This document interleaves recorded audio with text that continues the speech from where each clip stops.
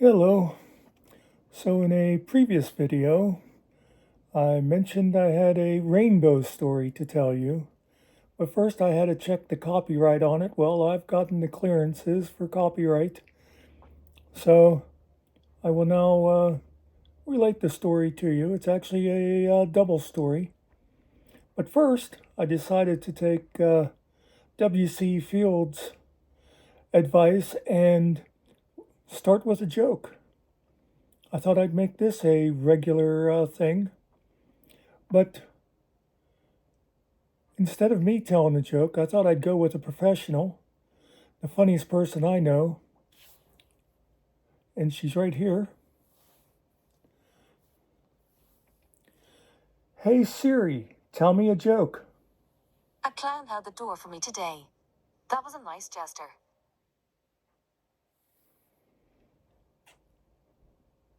Oh God, I couldn't hear it. I had to look at the readout. Some of hers are pretty good. They're all mostly pun jokes, but this one I don't know. But be that as it may, on to the purpose of being here today. So first of all, several decades ago, when my nephew Andrew was, I think he might have just been about 4 years old or so, and they lived in a trailer by right, pretty much it was like in the backyard of his paternal grandmother's house. And one day he was outside by himself playing, with no parental supervision. But hey, I'm not going to judge. But he was out and he came running into his mother and he goes, Mom, come here, I want to show you something. And she was thinking to herself, oh God, Andrew, what now? Because one thing about Andrew, he was born needy. He always wanted attention. He always had. But she decided to go ahead and see what he had. And he leads her outside. He says, come here, I want to show you. And he asks her, he says, did it rain last night? And she said, yeah. And walked over and he pointed at a spot in the driveway. Now, the night before, a friend of Alan's had come over, and apparently his car had an oil leak, and it had left a puddle in the driveway. So if you've ever seen a oil puddle, you'll understand. Andrew pointed at that puddle and he said, I think a rainbow crashed in our driveway. Okay, so cute story, right? Now, the next story happened just recently, and it involves some of my other nephews and stuff. Actually, be Andrew's nephew. I mentioned to you before that the blonde girl, Mary Helen, has 4 kids. Well, her 2 oldest sons are both totally colorblind. And the second oldest, Johnny, came to her the other day, and I think he's like 11. And he says to her, Mom, you know how I know I'm not gay? And of course, her mind started spinning because you have no idea what exactly an 11-year-old is going to come up with. And she goes, how? And he said, because I can't see rainbows. I don't hear any laughter. I hope you all think that's a cute story. You know what? This was a short one. Let me tell you another cute kid story, unrelated to rainbows, but it's one I like. Now, I don't think I have talked yet about one of my best friends in high school. His name was Paul. And he, well, actually, there was like three guys that, I had a few friends in high school and that guys I played football with, stuff like that.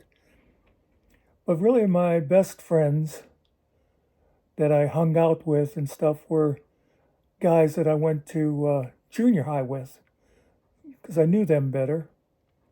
And I'll tell you, three of them were Paul, there was John, and another John that we called Schultz.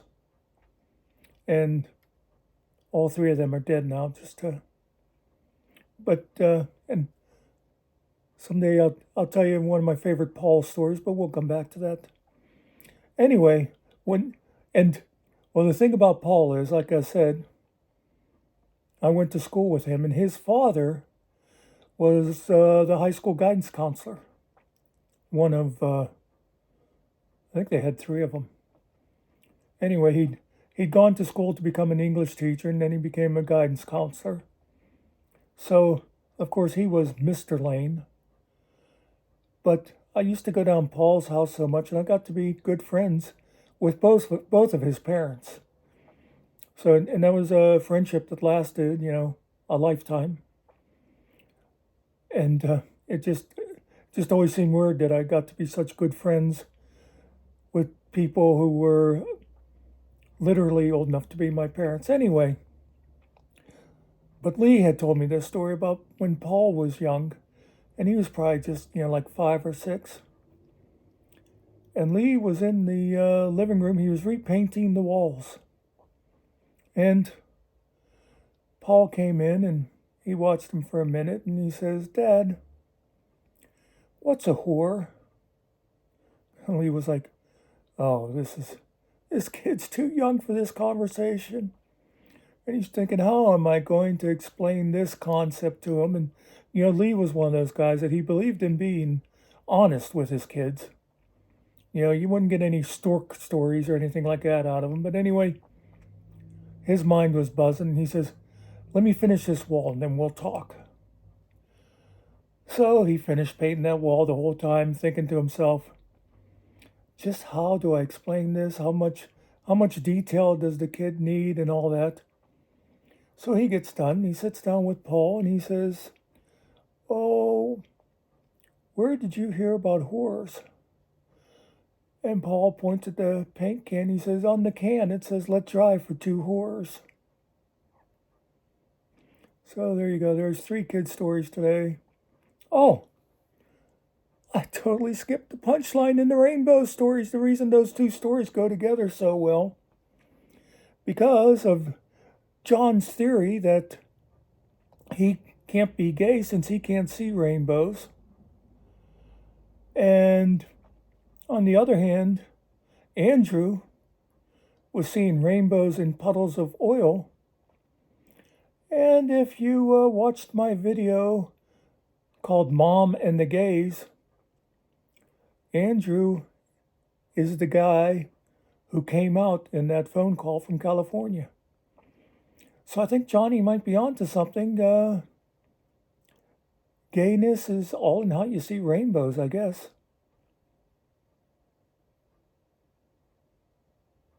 I took a pause for deep thought there. Should I end with another joke? Yeah, you're right. Now we'll just save that. We'll do one at the beginning of each video. Thanks for stopping in. Peace out.